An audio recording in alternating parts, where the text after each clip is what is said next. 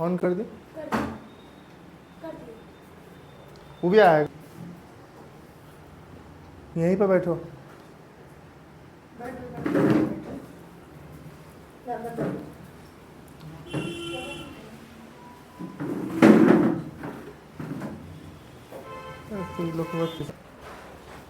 जय हिंद दोस्तों, आज की क्लास में हम समझेंगे स्टेवर्ट थ्योरम को, जो कि हर कॉम्पिटिटिव एग्जाम के लिए काफ़ी इंपॉर्टेंट होता है। स्टेवर्ट थ्योरम क्या कहता है? स्टेवर्ट थ्योरम के थ्रू हम ये जो सीवियन होता है ना, इस सीवियन की लंबाई को निकालना सीखते हैं। सीवियन की लंबाई, सीवियन डेट मीन्स एडी की लंबाई को निकालने के लिए स्टेवर्ट थ्योरम में 3 केस आते हैं। पहला केस में अगर ए डी स्क्वायर, इसका फॉर्मूला होता है A D square equal to B square M plus C square N divide by A minus ये एम और ये एन। ये सीवियन इस बेस को जिस रेशियो में बांट रहा है या फिर से जिसमें बांट रहा है वो दोनों को माइनस कर देते हैं। That means B square M C square N divide by A minus M N. ये स्टेवर्ट थ्योरम का पहला केस होता है, जो कि किसी भी फॉर्म में लग जाएगा। किसी भी तरह का सवाल क्यों ना रहे, उसमें अगर स्टेवर्ट पे अगर सवाल आता है तो इस फॉर्मूला से आप कर लेंगे। लेकिन इसी फॉर्मूला से 2 और केस बनता है, जिसमें पहला आता है कि यदि if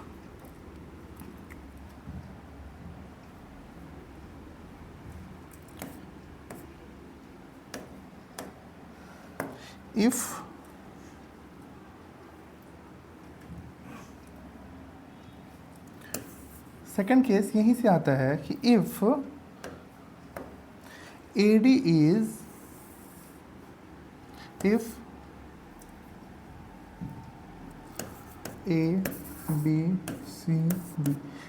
AD is angle bisector, मतलब ये एंगल को बराबर भागों में बांट रहा है। अगर AD एंगल बाइसेक्टर है तो यहाँ से जो फॉर्मूला बनता है वो इस टाइप का फॉर्मूला बनता है। अगर AD एंगल बाइसेक्टर होगा तो AD square equal to BC minus MN, ये B ये C, BC माइनस MN अगर एंगल बाइसेक्टर रहता है तो। और इन केस यदि अगर इसी का केस थर्ड जो आता है, वो केस थर्ड आता है कि अगर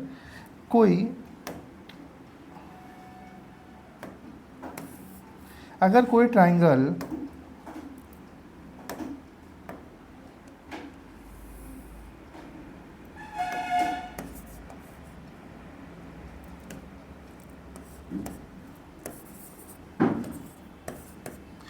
ट्राइंगल का AB और AC दोनों भुजा अगर बराबर है, तब क्या होता है, तब यहाँ पे जो फॉर्मूला बनता है वो बनता है इसके सामने की भुजा A, B के सामने की भुजा B, C के सामने की भुजा C।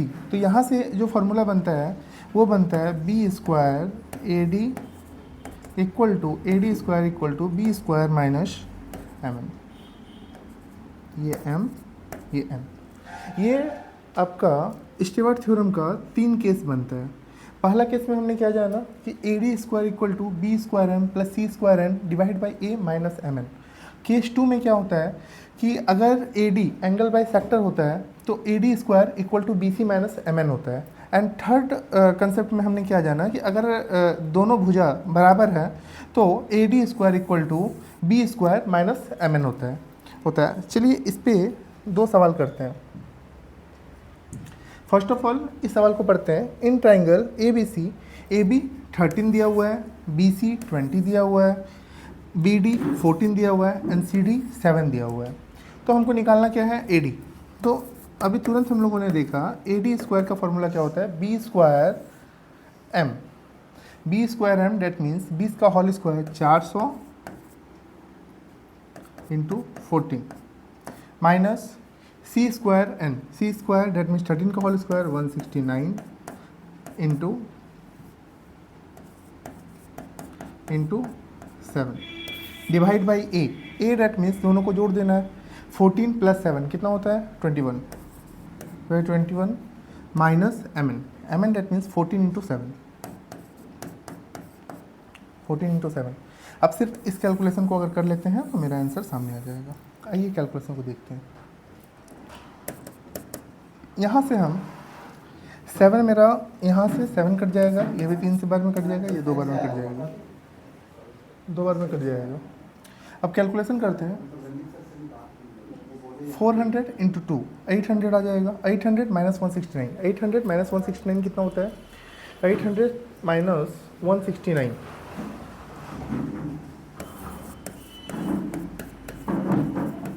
169 अपॉन 13 माइनस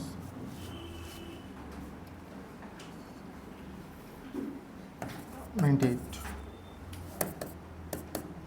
यहाँ से अगर 800 माइनस 169 करते हैं,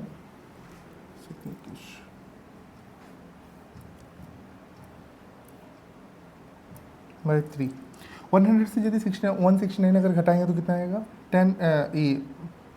10 माइनस 1 9 1, यहाँ पे 0 बचेगा, 9 9 में से 6 किया 3, फिर 7 बचेगा, 7 minus 1 6, 631 divide by 3 minus 98।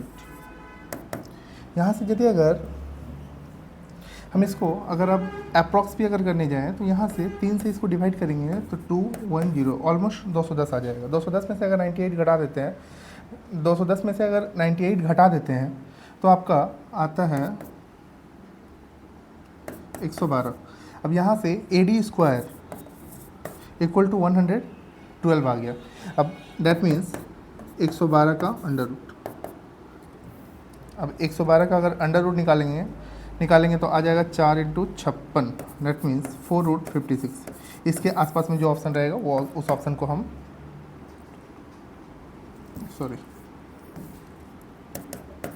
Root under 112।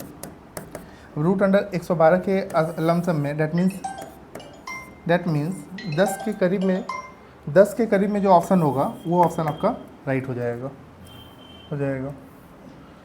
ये सवाल सिर्फ इसके ऊपर सिर्फ प्रैक्टिस करने के लिए ये सवाल लिया गया था। ये सवाल आपका कहीं पर भी जनरली आया नहीं है, लेकिन इस टाइप के सवाल पूछे जा सकते हैं जिसमें आपका कैलकुलेशन का भी बहुत बड़ा रोल होता है और उसके साथ साथ आपको ये थ्योरम भी आना बहुत ज़रूरी होता है। आगे का एक सवाल लेके आ रहा हूँ जो कि CGL में आया हुआ है।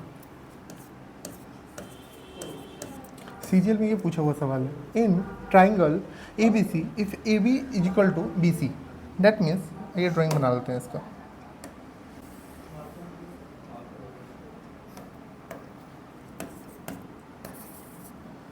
AB इक्वल टू BC दिया हुआ है, AB आपका 16 है, BC भी 16 है, BD दिया हुआ है,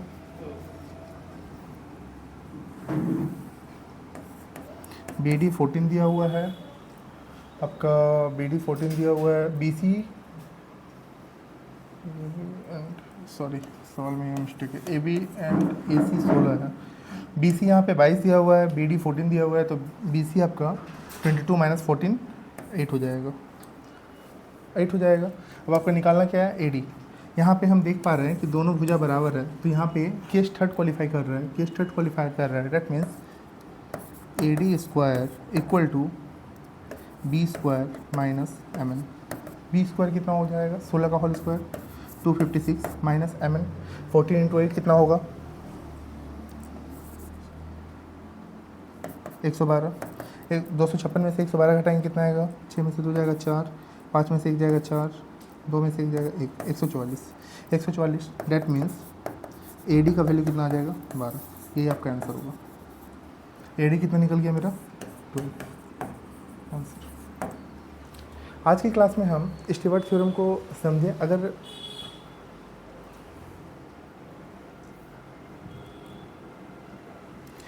आज की क्लास में हम स्टीवर्ट थ्योरम को समझें और स्टीवर्ट थ्योरम के तीनों केसों को जानें। आगे की क्लास में हम इसी तरह का कोई और अच्छा थ्योरम लेकर के आएंगे। जय हिंद दोस्तों।